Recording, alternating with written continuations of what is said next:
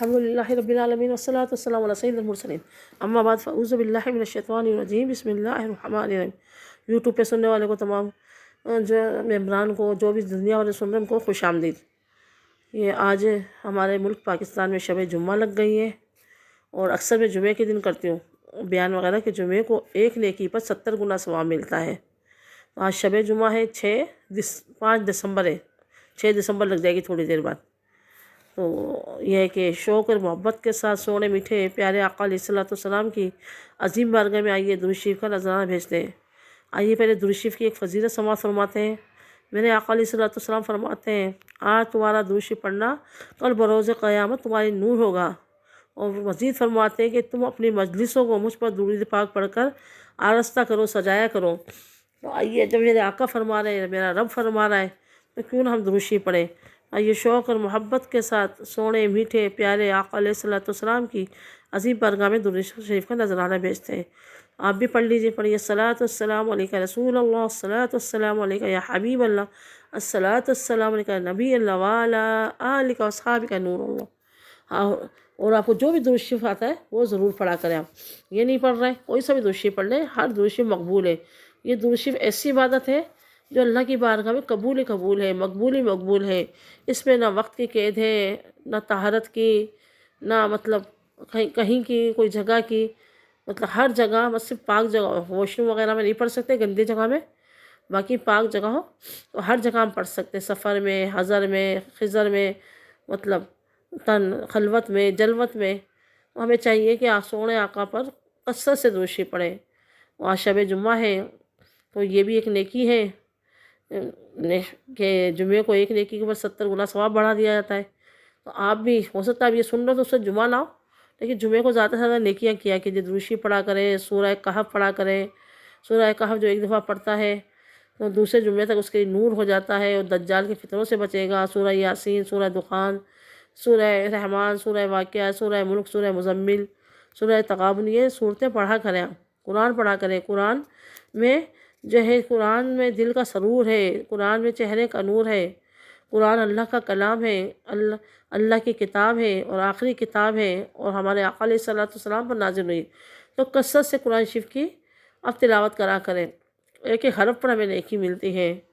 اور فجر کے بعد جو سوئے نہیں، فجر کی نماز کے بعد جو قرآن شریف پڑھتا ہے، 100 آیتیں پڑھے، تو علماء کرام فرماتے ہیں تمام دنیا والوں کے لوگوں کے برابر اس کو، جو اچھے عمل کرتے دنیا والے کے لوگ، پوری جو ہے کنٹریز کے لوگ، وہ اللہ تعالیٰ پوری ورلڈ کے لوگ جو جتنے نیکیاں کرتے ہیں، اچھے عمل کرتے ہیں، تو اس کو ثواب ملتا ہے اس قرآن کی 100 آیتیں پڑھنے والوں کو۔ تو فجر کی نماز کے بعد آپ سویا نہیں کریں، کوشش کرا کریں قرآن کی تلاوت کریں، اس سے دل کا زگ بھی دور ہوتا ہے، اور پھر جو ہے ہمیں ہر لفظ پر ثواب ملتا ہے۔ تو اب ہمارا سلسلہ بھی شروع ہو رہا ہے سورہ آل عمران کا۔ آئیے سورہ آل عمران ہم شروع کرتے ہیں اپنی۔ سورہ آل عمران جو ہے قرآن شریف کی، یہ تیسرے پارے میں ہے اور تیسری ہی صورت ہے۔ پہلی صورت سورہ فاتحہ الحمد شریف جو بس 7 آیتوں پر ہے، اس کے بعد سورہ بقرہ جو قرآن شریف کی سب سے بڑی صورت ہے، اور یہ تقریباً 2.5 سپارے کی صورت ہے۔ پہلے پارے سے شروع ہوتی ہے اور تیسرے پارے میں ختم ہوتی ہے۔ اسی میں آیت الکرسی بھی آتی ہے سورہ بقرہ میں۔ اس کے بعد جو ہے اب آل عمران شروع ہوتی ہے۔ تو آئیے ہم کچھ آل عمران کا پہلے تعارف لیتے ہیں، اور اس کے بعد انشاءاللہ تعالیٰ اس کی جتنی بھی اس کے پارٹ بنے، سورہ بقرہ کے تو بہت سارے ہیں۔ تقریباً 1 سال پہلے میں نے اس کے کافی سارے بیان کیے، آدم علیہ السلام، موسیٰ علیہ السلام، امر تحویل قبلہ، حابیل قابیل کا، اس میں عزیر علیہ السلام کا، بہت سارے اس میں واقعات آپ کو ملیں گے، ابراہیم علیہ السلام کے واقعات، کیونکہ سب سے بڑی صورت ہے، اس میں واقعات بھی زیادہ انبیاء علیہ السلام کے ان کے، تو آپ نکال لیں 1 سال پہلے والے میرے بیان سورہ بقرہ کے، اور ان کو بھی آپ پڑھیں، اس سے بھی آپ کو دینی معلومات ہوگی، قرآن کی معلومات ہوگی۔ اور اب انشاءاللہ تعالیٰ سورہ آل عمران ہم شروع کرتے ہیں۔ سورہ آل عمران کی جو ہے یہ مدینہ طیبہ میں نازل ہوئی۔ اس میں 200 آیتیں، 3480 کلمے، 14520 حرف ہے یہ سورہ آل عمران میں۔ اس کا شان یہ ہے کہ مفسرین نے بتایا ہے، جو لکھنے والے ہیں تفسیر، وہ انہوں نے بتایا، میرے پاس ہے اعلیٰ حضرت کا لکھا کنز الایمان۔ ابھی اس کے میں اس کا شان و نزول یہ بتایا ہے شروع کی آیتوں کا، پہلی دوسری آیت کا، کہ یہ آیت وفد نجران کے حق میں نازل ہے۔ ایک وفد آیا تھا نجران سے، عیسائیوں پر کا تھا یہ، جو 60 سواروں پر مشتمل تھا۔ 60 لوگ اس میں پیپلس تھے۔ اس میں 14 سردار تھے اور 3 اس قوم کے بڑے تھے، جن میں الگ الگ ان کے کام تھے، نام تھے۔ ایک کا نام عبد المسیح تھا۔ یہ شخص امیر قوم کا تھا، بغیر اس کی رائے کے ساری عیسائی کوئی کام نہیں کرتے۔ دوسرا سید، جس کا نام اہم تھا۔ یہ شخص اپنی قوم کا معتمد اعظم اور مالیات کا افسر اعلیٰ تھا۔ خورد و نوش اور رسدوں کے تمام انتظامات اسی کے حکم سے ہوتے تھے۔ تیسرا ابو حارثہ ابن علقمہ تھا۔ یہ شخص نصاری کے تمام علماء اور پادریوں کا پیشوائے اعظم تھا۔ یہ پوپ تھا ان کا۔ سلاطین روم اس کے علم اور اس کے دینی عظمت کے لحاظ سے اس کا اکرام و ادب کرتے تھے۔ تمام لوگ بہت عمدہ اور قیمتی پوشاکیں، یعنی قیمتی ڈریس، قیمتی کپڑے لباس پہن کر شان و شکوہ سے حضور صلی اللہ علیہ وسلم کے مناظرہ کرنے کی قصد سے آئے کہ ہم معاذ اللہ حضور صلی اللہ علیہ وسلم مناظرہ کریں گے، ہمارے پاس اتنے بڑے بڑے علماء ہیں، ہمارے پاس پیسہ ہے، یہ ہے وہ ہے، تو ہم شاید ہرا دیں گے ان کے نبی کو۔ تو اس قصد سے ہم مسجد اقدس میں، یعنی مسجد نبی مدینہ شریف میں جو ہے اس میں داخل ہوئے۔ حضور صلی اللہ علیہ وسلم اس وقت نماز عصر ادا فرما رہے تھے۔ ان لوگوں کی نماز کا وقت بھی آ گیا۔ انہوں نے بھی مسجد شریف میں جانب مشرق متوجہ ہو کر، ہمارا تو قبلہ جو ہے مغرب کی جانب ہے نا، تو یہ مشرق کی طرف متوجہ ہو کر نماز شروع کر دی، اور فراغت کے بعد حضور صلی اللہ علیہ وسلم سے گفتگو شروع کی۔ حضور علیہ السلام نے فرمایا تم اسلام لاؤ۔ تو یہ کہنے لگے، ان کے جو بڑے بڑے تھے نا، وہ آگے آئے آپ حضور صلی اللہ علیہ وسلم سے بات چیت کرنے کے لیے، مناظرہ کرنے۔ اور انہوں نے حضور صلی اللہ علیہ وسلم نے فرمایا ہم تو اسلام لا چکے ہیں۔ حضور صلی اللہ علیہ وسلم نے فرمایا یہ غلط ہے، یہ دعویٰ جھوٹا ہے، تمہیں اسلام سے تمہارا دعا روکتا ہے۔ انہوں نے کہا کیسے؟ آپ نے فرمایا اللہ کے اولاد ہے اور تمہاری صلیب پرستی روکتی ہے۔ تم کہتے ہو اللہ کے اولاد ہے اور تم صلیب کو پوچھتے ہو، اور تمہارا خنزیر کھانا روکتا ہے، تم خنزیر کھاتے ہو، سور کھاتے ہو، یعنی پک جو ہے نا، یہ حرام جانور پک۔ یہ انہوں نے کہا عیسیٰ خدا کے بیٹے نا، تو بتائیے ان کا باپ کون ہے؟ اور سب بولنے لگے کہ بھئی عیسیٰ علیہ السلام خدا کے بیٹے ہیں، نہیں تو آپ بتاؤ ان کا باپ کون ہے؟ ہمارے آقا علیہ السلام سے کہنے لگے۔ تو ہمارے حضور صلی اللہ علیہ وسلم نے فرمایا تم نہیں جانتے بیٹا باپ سے ضرور مشابہ ہوتا ہے؟ انہوں نے کہا ہاں ہوتا ہے، باپ سے ملتا ہے۔ پھر انہوں نے فرمایا کیا تم نہیں جانتے ہمارا رب حی لا یموت ہے، یعنی اس کے لیے موت محال ہے، اس کو موت نہیں آئے گی ہمارے رب کو۔ انہوں نے اس کا بھی اقرار کیا۔ آپ نے فرمایا عیسیٰ علیہ السلام پر موت آنے والی ہے، وہ ابھی تو زندہ جیسے آسمان پر اٹھائے گئے، پھر ان کو بھی موت آئے گی جب آئیں گے۔ تو انہوں نے اس کا بھی اقرار کیا۔ کیا تم نہیں جانتے کہ ہمارا، تو پھر میرے آقا علیہ السلام نے فرمایا ان سے کیا تم نہیں جانتے ہمارا رب بندوں کا کارساز ہے، ان کا حافظ حقیقی ہے، روزی دینے والا ہے؟ انہوں نے کہا ہاں۔ حضور نے فرمایا حضرت عیسیٰ بھی ایسے ہی کہنے لگے نہیں۔ فرمایا کیا تم نہیں جانتے اللہ تعالیٰ آسمان و زمین کی کوئی چیز پوشیدہ نہیں؟ انہوں نے اقرار کیا۔ حضور نے فرمایا کہ حضرت عیسیٰ بغیر تعلیم الہی سے کچھ جانتے ہیں؟ انہوں نے کہا نہیں۔ حضور نے فرمایا کیا تم نہیں جانتے حضرت عیسیٰ حمل میں رہے، پیٹ میں رہے، اور پیدا ہونے والے کی طرح پیدا ہوئے، بچوں کی طرح غذا دیے گئے، کھاتے پیتے رہے، عوارض بشرا رکھتے تھے؟ انہوں نے اس کا بھی اقرار کیا۔ حضور نے فرمایا کہ وہ کیسے الہ ہو سکتا ہے؟ جیسا کہ تمہارا گمان یہ ہے کہ اس پر سب ساکت رہ گئے۔ پھر ان سے کوئی جواب نہ بن پایا۔ اس پر سورہ آل عمران کی اول سے کچھ اوپر 80 آیتیں نازل ہوئی۔ فائدہ صفات الہی میں حی معنی دائم باقی کے، یعنی حی کے معنی ہمیشہ رہنے والا جس کی موت اور ممکن نہ ہو، اور وہ قیوم ہے، وہ ذات جو قائم بالذات ہے، اور خلق اپنی دنیوی آخرتی زندگی میں حاجتیں رکھتی ہیں۔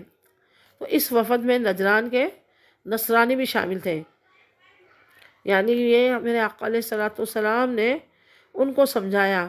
نمبر 4 یہ آیت میں ہے کہ مرد، عورت، گورا، کالا، خوبصورت، بد شکل وغیرہ یہ سب جو ہے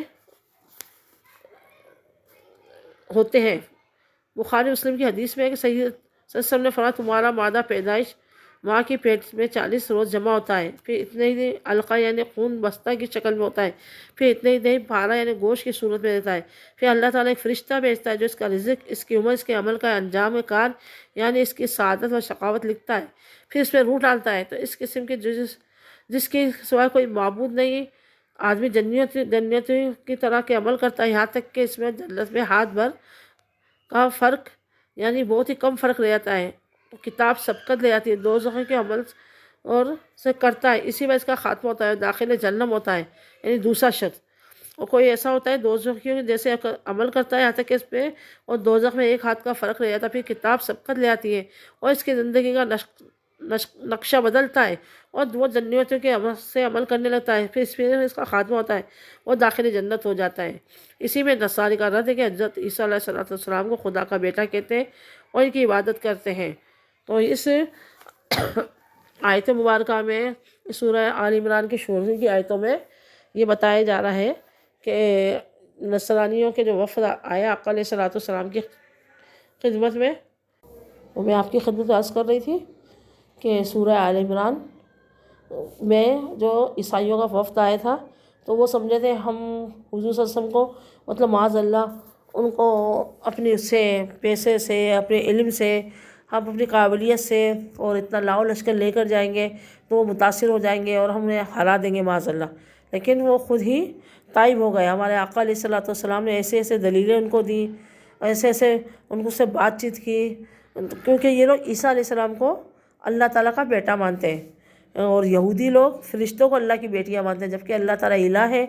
سورہ اخلاص میں اللہ تعالیٰ صاف فرماتا ہے قل هو اللہ احد، کہہ دو میں ایک ہوں اللہ الصمد، میں ہی ہر چیز سے میں بے نیاز ہوں، لم یلد، میں کسی سے پیدا نہیں ہوا، ولم یولد، اور نہ میں نے کسی کو پیدا کیا، کفوا احد، یعنی میرا رب صاف فرما رہا ہے کہ نہ میں نے کسی کو پیدا کیا، نہ میں کسی سے پیدا ہوا ہوں، تو میں الہ ہوں، میں ہمیشہ ہمیشہ سے ہوں، ہمیشہ ہمیشہ تک رہے گا، میرا جیسا کوئی ہے نہیں، میرا کوئی شریک نہیں ہے۔ جو اس کے ساتھ شریک مانے وہ کافر ہو جاتا ہے۔ ہم لوگوں پر بعض دفعہ شرک کے فتوے لگاتے ہیں، یہ اہل حدیث دیوبندی لوگ ہم پر شرک کے فتوے لگاتے ہیں، کہتے ہیں شرک کرتے ہیں، شرک بدعت کرتے ہیں، شرک کرتے ہیں۔ شرک یہ ہوتا ہے کہ اللہ کی طرح کسی کو ماننا، اللہ جیسا کسی کو ماننا، ٹھیک ہے، ہمیں سونے آقا علیہ السلام سے عقیدت ہے، محبت ہے، لیکن ہم اللہ کی طرح تو نہیں مانتے ان کو، ہاں ہم اللہ کے بندے، اللہ کے رسول مانتے ہیں ان کو، اور جو اللہ نے ان کو تصرفات دیے ہیں تو وہ جو کرتے ہیں تو ہم یہ اللہ کے تصرفات مانتے ہیں نا کہ اللہ نے ان کو دیا ہے، ہم ذاتی نہیں مانتے کہ آقا علیہ السلام کا ذاتی علم غیب ہے، ذاتی جو وہ مدد کرتے ہیں سب کچھ ذاتی نہیں، اللہ نے ان کو طاقت دی ہے، اللہ نے ان کو سب کچھ دیا ہے تو وہ عطا کرتے ہیں۔ جو کوثر کس نے دی ان کو؟ اللہ تبارک و تعالیٰ نے دی۔ جنت کس نے دی؟ جنت کس ہبہ کس کر دی ان کو؟ ہبہ نے گفٹ کر دی کہ جس کو چاہو اے میرے محبوب تم بخشش کرواؤ اپنی امت میں سے، جس کو چاہے جنت میں لے آؤ، تو یہ اللہ نے دی ہے نا، اللہ نے لوائے الحمد اللہ نے دیا ہے، حوض کوثر اللہ نے عطا فرمائی ہے، جو جنت کی نہر سلسبیل جسے کہتے ہیں، تو یہ سب اللہ نے ان کو دیے، اور اللہ تعالیٰ کی طاقت کا تو ہم اندازہ لگا ہی نہیں سکتے۔ آپ دیکھ لیں زمین آسمان، کن کہا 7 دن میں بنا دیے زمین و آسمان، میرا رب چاہتا تو ایک کن کہنے میں بن جاتے ہیں، لیکن اس کی حکمت تھی، مشیت تھی، 7 دن میں بنائے زمین و آسمان۔ اور یہ ہے کوئی ایسا سائنسدان، کوئی بادشاہ جو زمین و آسمان بنا دے 7 دن میں؟ یہ میرا رب ہے جو ماں کے پیٹ میں بچے کو جو ہے بتاتا ہے۔ تو ہم آقا علیہ السلام فرمائے نا کہ کوئی آپ کر لو گے یہ کام، رب ہے نا کہ پہلے نطفہ ہوتا ہے ماں کے رحم میں، پھر وہ جو ہے خون بنتا ہے، پھر وہ خون کے بعد گوشت کا لوتھڑا بنتا ہے، ہر 40 دن بعد چینج ہوتا ہے، پھر جب وہ 120 دن کا ہو جاتا ہے یعنی 4 مہینے کا، تو اس میں روح ڈال دی جاتی ہے، اس کا رزق، اس کے معاملات سب کچھ لکھ دیے جاتے ہیں۔ یہ بچہ یہ کیا ہوگا؟ تو اللہ تبارک و تعالیٰ الٹرا ساؤنڈ کی مشینوں میں سب ہوتا ہے، تو اللہ تبارک و تعالیٰ سے دعا ہے جو ہم نے سنا اس پر عمل کرنے کی توفیق عطا۔ آمین آمین بجاہ